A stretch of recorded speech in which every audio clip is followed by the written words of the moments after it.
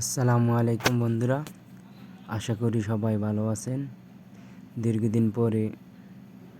দীর্ঘ 4 বছর পরে আবারও চলে আসলাম চা বাগানে।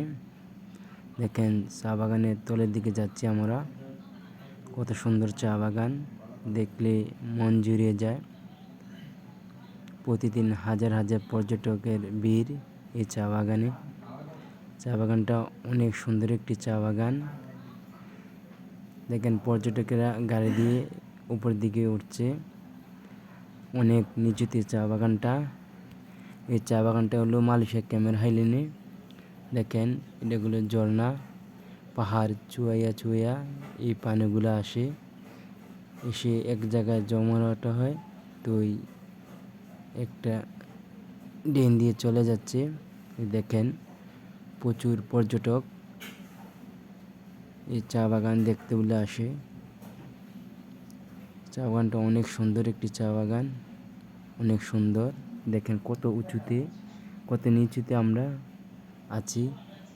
দেখেন, প্রচুর পর্যটক মালয়েশিয়ার বিভিন্ন জায়গার থেকে প্রতিদিন ঘুরতে বলে আসে।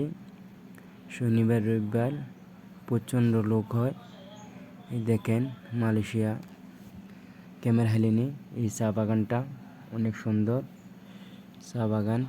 দেখেন, যেদিকে তাকাবেন সেদিকে দৃশ্যগুলো অনেক সুন্দর।